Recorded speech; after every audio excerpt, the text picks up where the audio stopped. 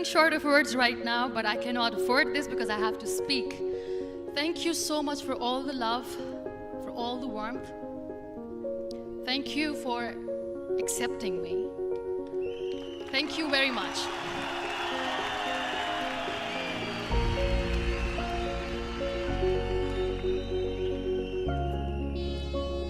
Well, I always start my talk with a disclaimer.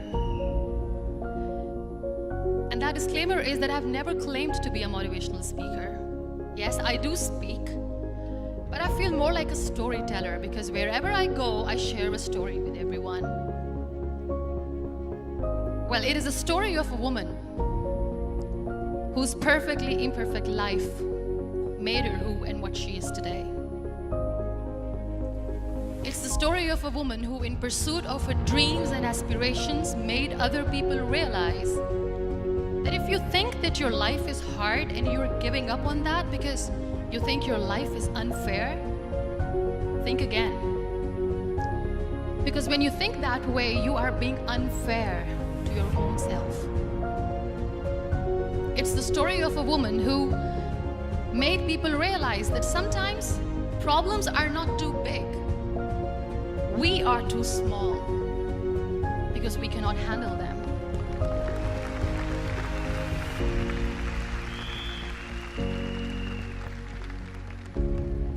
It is the story of a woman who with time realized the real happiness doesn't lie in success, money, fame. It lies within. Real happiness lies in gratitude. So I am here and I'm going to share the story of that woman. That is my story. The story of gratitude.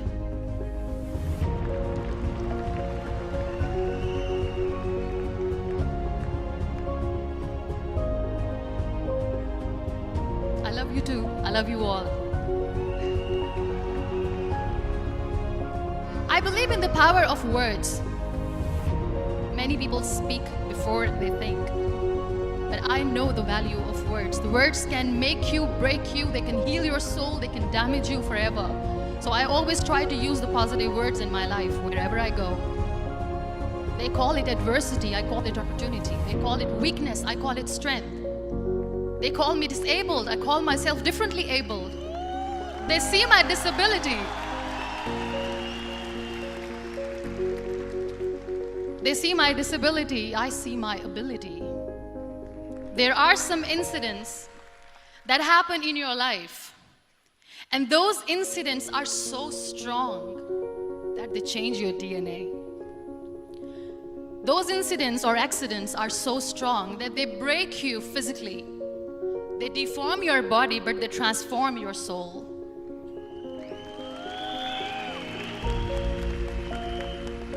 Those incidents break you, deform you, but they mold you into the best version of you. And the same thing happened to me. And I'm going to share what exactly happened to me. I was 18 years old when I got married. And this thing I'm sharing for the very first time on an international level. I was 18 years old when I got married. I belonged to a very conservative family, a Baloch family, where good daughters never say no to their parents. My father wanted me to get married. And all I said was, if that makes you happy, I'll say yes. And of course, it was never a happy marriage. Just about after 2 years of getting married, about 9 years ago, I met a car accident. Somehow my husband fell asleep and the car fell in the ditch. He managed to jump out, saved himself. I'm happy for him. But I stayed inside the car and I sustained a lot of injuries. The list is a bit long. Don't get scared. I'm perfectly fine now. Radius ulna of my right arm were fractured. The wrist was fractured. Shoulder bone and collarbone were fractured. My whole rib cage got fractured. And because of the rib cage injury, lungs and liver were badly injured. I couldn't breathe. I lost urine and bowel control. That's why I have to wear the bag wherever I go. But that injury that changed me and my life completely as a person and my perception towards living my life was the spine injury. 3 vertebrae of my backbone were completely crushed, and I got paralyzed for the rest of my life. So this accident took place in a far-flung area in the outskirts of a very small province, Balochistan, where there was no first aid, no hospital, no ambulance. I was in the middle of nowhere in that toppled car. Many people came to rescue. They gave me CPR. They dragged me out of the car. And while they were dragging me out, I got the complete transection of my spinal cord. And now there was this debate going on. Should we keep it here? She's going to die. Where should we go? There is no ambulance. There was this 4-wheeler Jeep standing in the corner of the street. They said, put her in the back of the Jeep and take her to the hospital, which is 3 hours away from this place. And I still remember that bumpy ride. I was all broken. They threw me at the back of the Jeep and they rushed me to the hospital. That is where I realized that my half body was fractured and half was paralyzed. I finally ended up in a hospital where I stayed for 2.5 months. I underwent multiple surgeries. Doctors have put a lot of titanium in my arm. There's a lot of titanium at my back to fix my back. That's why people in Pakistan call me the Iron Lady of Pakistan.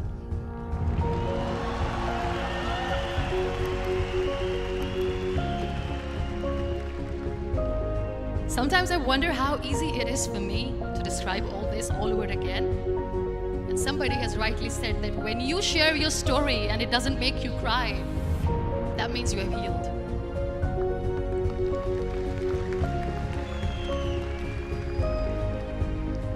Those 2.5 months in the hospital were dreadful. I will not make up stories just to inspire you. I was at the verge of despair. One day, doctor came to me and he said, well, I heard that you wanted to be an artist, but you ended up being a housewife. I have a bad news for you. You won't be able to paint again because your wrist and your arm are so deformed, you won't be able to hold a pen again. And I stayed quiet. Next day, doctor came to me and said, your spine injury is so bad, you won't be able to walk again. I took a deep breath. I decided it's all right. The next day, doctor came to me and said, because of your spine injury and the fixation that you have in your back, you won't be able to give birth to a child again. That day, I was devastated. I still remember, I asked my mother, why me? And that is where I started to question my existence. Why am I even alive? What's the point of living? I cannot walk, I cannot paint, fine, I cannot be a mother. And we have this thing in our heads being women that we are incomplete without having children. I am going to be an incomplete woman for the rest of my life. What's the point? People are scared. They think I will get divorced. What is going to happen to me? Why me? Why am I alive? We all try to chase this tunnel. We all do this because we see light in the end of the tunnel, which keeps us going. My dear friends, in my situation, there was a tunnel that I had to roll on, but there was no light. And that is where I realized that the words have the power to heal the soul. My mother said to me, this too shall pass. God has a greater plan for you. I don't know what it is, but He surely has.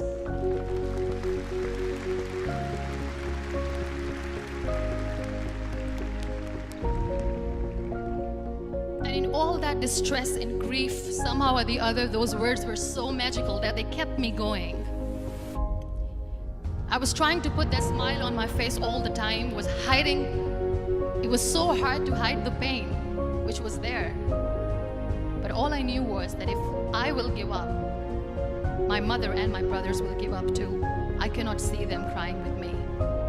So what kept me going was, one day I asked my brothers, I know I have a deformed hand, but I'm tired of looking at these white walls in the hospital and wearing these white scrubs.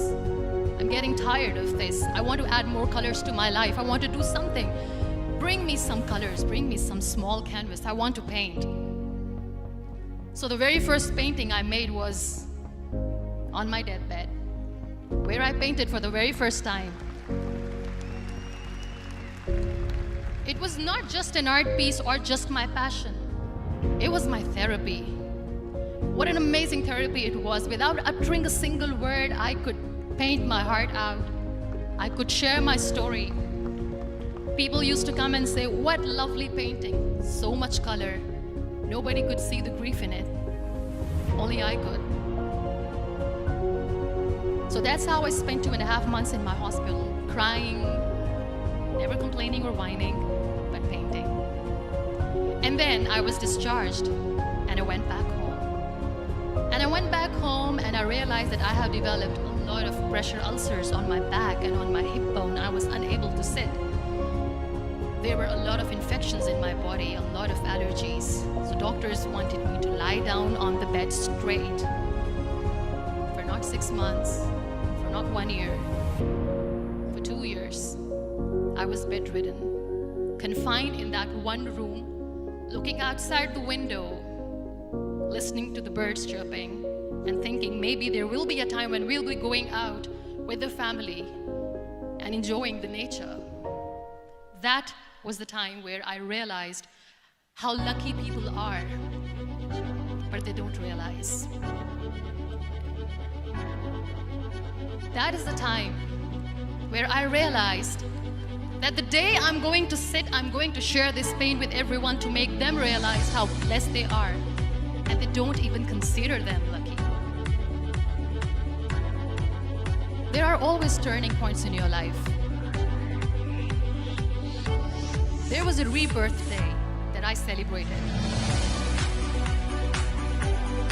After 2 years and 2.5 months, when I was able to sit on a wheelchair, that was the day when I had the rebirth. I was a completely different person. I still remember the day I sat on the wheelchair for the first time, knowing that I'm never going to leave this, knowing that I won't be able to walk for the rest of my life. I saw myself in the mirror and I talked to myself. And I still remember what I said. I cannot wait for a miracle to come and make me walk. I cannot sit in the corner of the room crying, cribbing, and begging for mercy because nobody has time. So I have to accept myself the way I am. The sooner the better. So I applied lip color for the first time.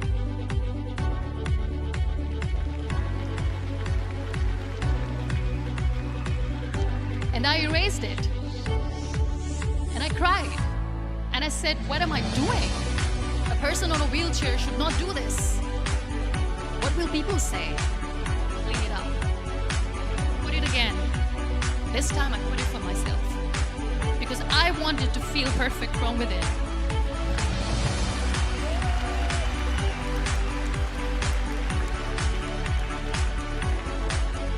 And that day I decided I'm going to live life for myself. I am not going to be that perfect person for someone. I am just going to take this world and I will make it perfect for myself. And you know how it all began? That day I decided that I'm going to fight my fears. We all have fears. Fear of unknown, fear of known, fear of losing people, fear of losing health, money. We want to excel in career, we want to become famous, we want to get money. We are scared all the time. So I wrote down one by one all those fears. And I decided that I'm going to overcome these fears one at a time. Do you know what was my biggest fear? Divorce. I couldn't stand this word. I was trying to cling on to this person who didn't want me anymore, but I said no. I have to make it work. But the day I decided that this is nothing but my fear, I liberated myself by setting him free. And And I made myself emotionally so strong that the day I got the news that he's getting married, I sent him a text. And I'm so happy for you and I wish you all the best. And he knows that I pray for him today.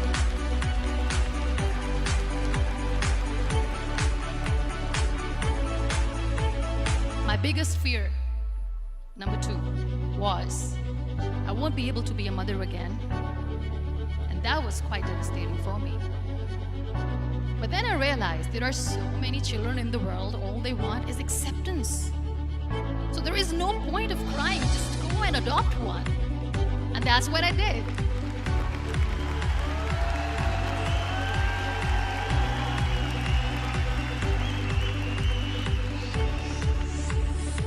I gave my name in different organizations, different orphanages. I didn't mention that I'm on a wheelchair, dying to have a child. So I just told them that this is Muniba Mazari and she wants to adopt a boy or girl or whatsoever, but I want to adopt a kid. And I waited patiently. 2 years later, I got this call from a very small city in Pakistan. I got a call and they said, "Are you Muniba Mazari? There is a baby boy and would you like to adopt?" And when I say yes, I could literally feel the labor pain. I said, yes, I am going to adopt him. I am coming to take him home.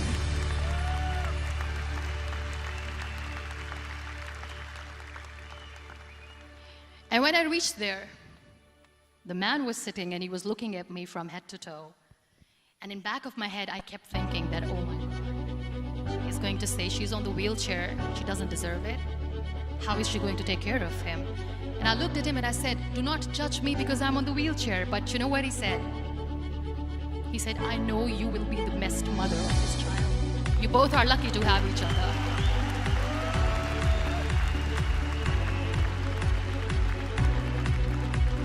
And that day, I was 2 days old, and today he's 6.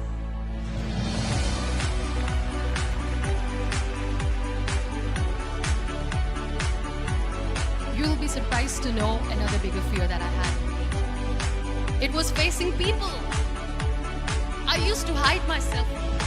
When I was on bed for 2 years, I used to keep the door closed. I used to pretend that I'm not going to meet anyone, tell them that I'm sleeping. You know why?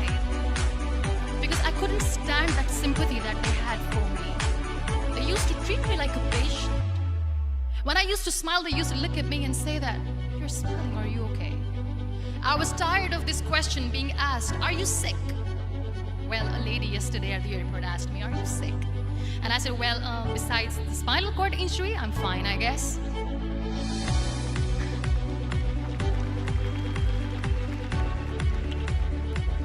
But those are really cute questions. I never used to feel cute when I was on the bed.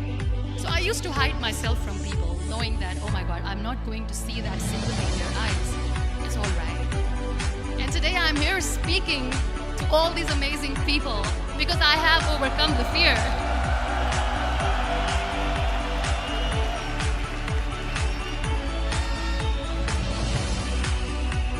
You know, when you end up being on the wheelchair, what's the most painful thing?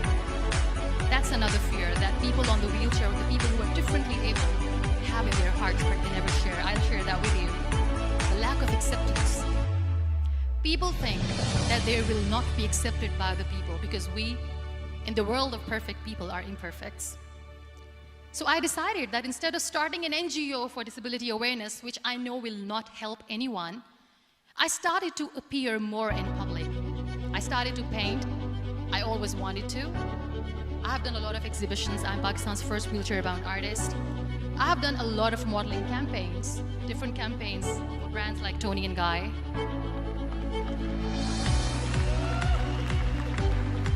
I have done some really funny, breaking the barriers kind of modeling. There was this one by the name Clown Town where I became a clown. Because I know that clowns have hearts too. Then I also decided that if I really want to make the difference, I am not going to let people use me for their polio campaigns where they will make you a victim and an emblem of misery and mercy and will say that, you know what, give polio drops to your children or they'll become like this girl. I decided that I'm going to join the national TV of Pakistan as an anchor person.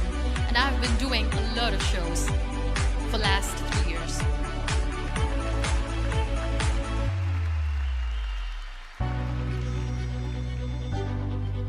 So when you accept yourself the way you are, the world recognizes you. It all starts from within. Thank you. I became the National Goodwill Ambassador for UN Women Pakistan, and now I speak for the rights of women, children. We talk about inclusion, diversity, gender equality, which is a must. I was featured in BBC 100 Women for 2015. I'm one of the first 30 under 30 for 2016. And it all didn't happen alone. You all are thriving in your careers. You have bigger dreams and aspirations in life. Always remember one thing. On the road to success, there is always we, not me. Do not think that you alone can achieve things. No. There is always another person who is standing behind you, maybe not coming on the forefront, but behind you, praying for you and supporting you. Never lose that person. Never.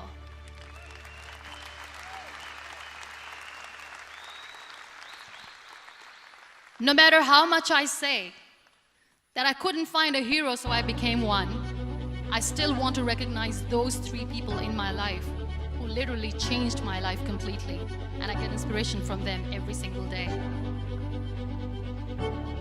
Waleed Khan. Many people know about the terrorist attacks in Pakistan. We have lost many people. And I'm sharing this with a very heavy heart because we actually have lost a lot of people in this huge turmoil of terrorism. These people are barbarians. They do not see people. They're even worse than animals. They have killed people in mosques. They have killed people in churches, temples, and in schools. There was this terrorist attack in Army Public School, Peshawar, where these terrorists entered in an examination hall and they killed our children. And in that attack, that day, this beautiful boy, Waleed Khan, who was my hero, my real life hero, was the proctor who was taking care of the students, was keeping an eye on the students. Those barbarians shot him 3 times in the face, 5 times on his body, and he fell down. I was asked to give a talk in the school after a week of that terrorist attack. With a very heavy heart, I went there and I spoke. We sang a few national songs. I thought that maybe I've done my part, but inside it was killing. I could see children injured. I could see children sitting on the wheelchairs looking at me wondering, what next? What was our fault? Just because we were here to give examination, we have been shot. So many people, so many children lost their friends. Their classrooms were empty. The next day they went to the classroom. So this kid, Waleed Khan, I was asked that he is in a hospital right now and you have to go and see him and motivate him and tell him that it's going to be okay. And when I saw Waleed Khan coming on the wheelchair for the first time in front of me, face was all deformed. His leg was fractured, his arm was fractured. He couldn't talk, he lost his teeth. He cannot sneeze, he cannot smell. He cannot eat. And I kept thinking, what should I say? That everything is going to be all right? No, nothing is all right. And while I was juggling with the words, what to say, what not to say, this beautiful child, Waleed Khan, came to me and he said, "Are you Muniba Mazari?" I said, "Yes." He said, "Baji, let's take a selfie."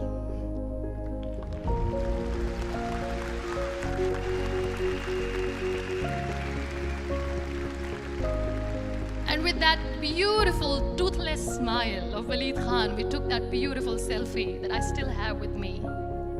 I don't share that here because he was in a very bad shape that time. And that is where I realized that when I was thinking too much about his deformities, he's happy with himself. He doesn't even care. Because today he goes in the same school, and when somebody asks him that what happened to your face, why so many scars, you know what he says? "These scars are my medals and I wear them with pride."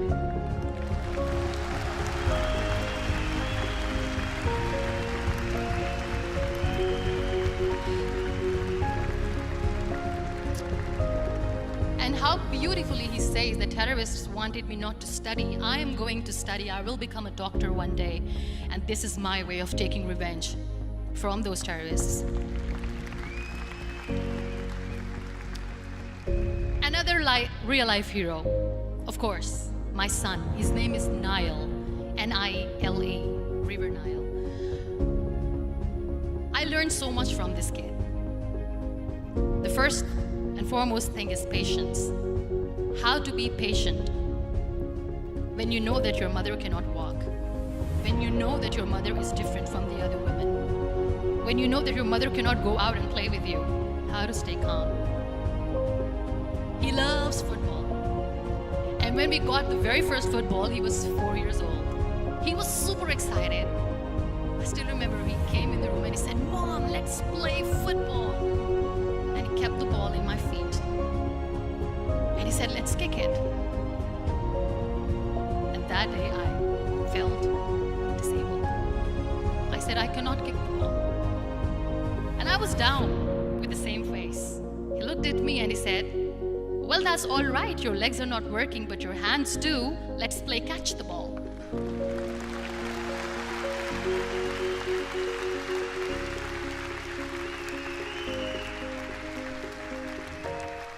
You know what? That day he made me realize that when you think your glass is half empty, come on, your glass is half full. It's all in here and here. Last but not least, the woman who made me realize that heroes have no gender. The woman who believed in me even when I was completely at the verge of despair, where everybody left, she was there. And every time I looked at her, without saying anything, she used to look at me and said, "This too shall pass. God has a bigger plan. And one day you will say that, oh my God, that is why God has chosen me." She never cried in front of me. She's always said that there will be haters, there will be naysayers, there will be disbelievers, and then there will be you proving them wrong. My mother.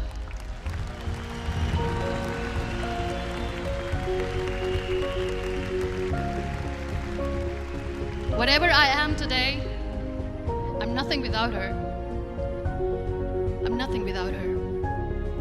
Thank you, Mama. I wish you were here. Thank you for making me who I am today.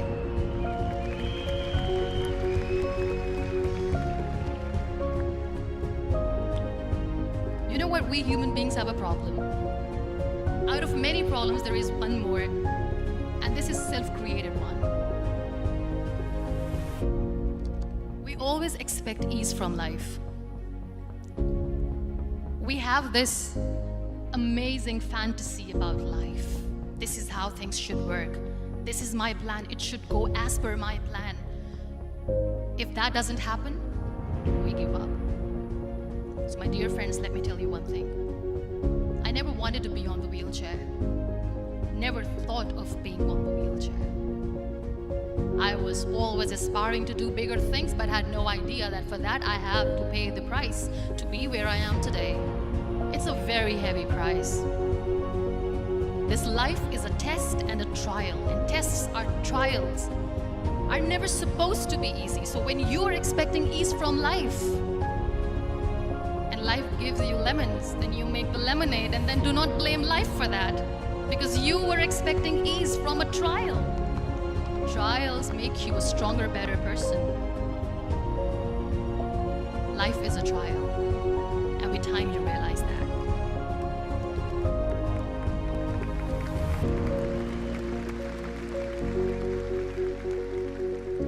It is okay to be scared. It is okay to cry. Everything is okay, but giving up should not be an option. They always say that failure is not an option. Failure should be an option, because when you fail, you get up, and then you fail, and then you get up, and that keeps you going. That's how humans are strong.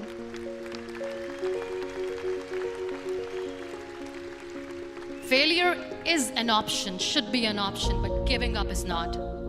Never. We have this thing in minds. We call it perfection. We want everything perfect. We want ourselves to be perfect. There is this image in our head about everything. Perfect life, perfect relationships, perfect career, perfect amount of money that we need to earn no matter what. Nothing is perfect in this world. We all are perfectly imperfect, and that is perfectly all right. That's all right. We were sent here not to become the perfect people. Those people who tell you how to look perfect, even those people are imperfect. Trying to fight this fear of looking imperfect. I used to be perfect. I still remember.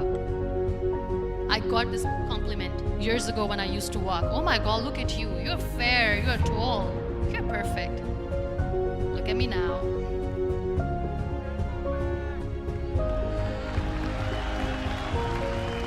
Only the perfect eyes can see that. Only the perfect eyes will see that. Only the perfect eyes will see that. So yes, in all those imperfections, you have to listen to your heart. You don't have to look good for people. You don't have to be perfect just because other people want you to be perfect. If your soul is perfect from within, that's all right. This is all what you want. This is all what you need to be. Our society has made very weird kind of norms to look perfect and great. For men, it's different. For women, it's different. We think too much about what people say. We listen to ourselves too little. You know what makes you perfect? When you make someone smile. You know what makes you perfect? When you try to do something good for the people around you. You know what makes you perfect? When you feel someone's pain. And how beautiful pain is that it connects you with people. No other medium can connect you with others but pain. That's why I always say that I'm in pain, and that's a blessing in disguise for me. Today, just because I'm in pain and I'm on the wheelchair, I work for children.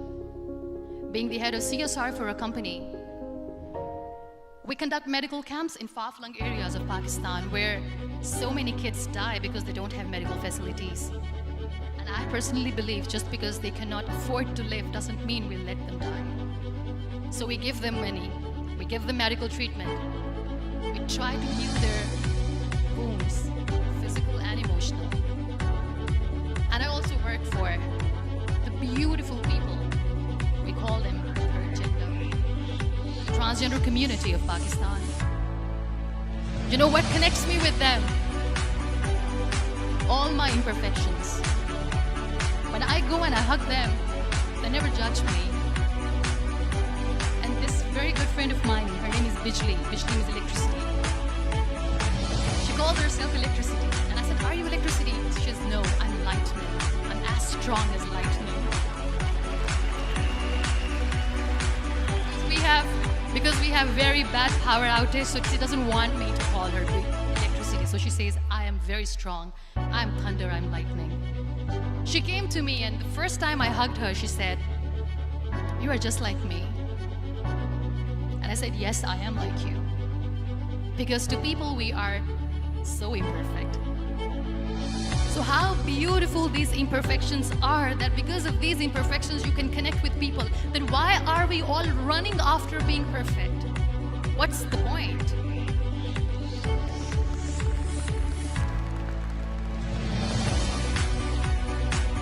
Every time I go in public, I always smile. It's always a big dirty smile on my face, and people ask me, don't you get tired of smiling all the time? What's the secret? I always say one thing, that I have stopped worrying about the things that I have lost, the people that I've lost. Things and people who were meant to be with me are with me. And sometimes, somebody's absence makes you a better person. Cherish their absence. It's always a blessing in disguise. I always say that people are so lucky they don't even realize. You must be thinking, okay, you're lucky in what sense? Well, the breath that you just took was a blessing. Embrace it.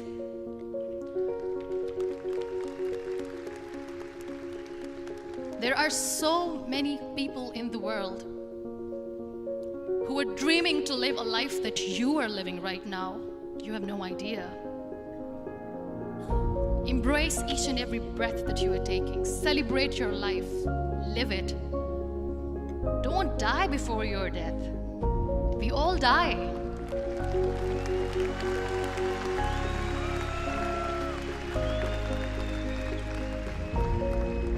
We live this one routine of a day for 75 years and we call it life. No, that's not life. If you're still thinking why you have been sent here, if you're still juggling with the concept of why you are here, you haven't lived yet. You work hard, you make money, you do it for yourself. That's not life. You go out, you seek for people who need your help, you make their lives better. You become that sponge which can absorb all the negativity, and you become that person who can emit beautiful positive vibes. And when you realize that you have changed someone's life, and because of you, this person didn't give up, that is the day when you live. Always.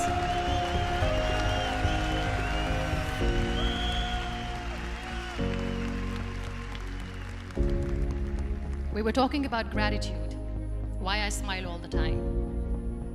I cry all night when nobody sees me, because I'm a human and I have to keep the balance. And I smile all day because I know that if I will smile, I can make people smile. That keeps me going.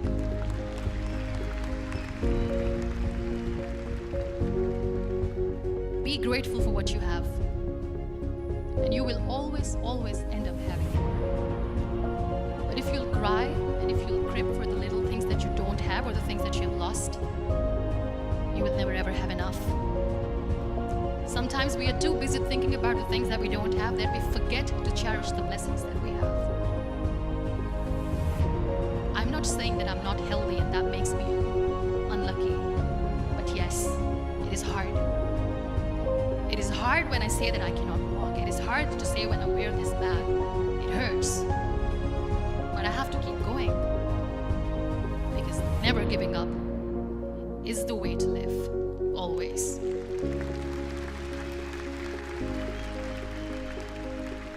So I'll end my talk on a very short note.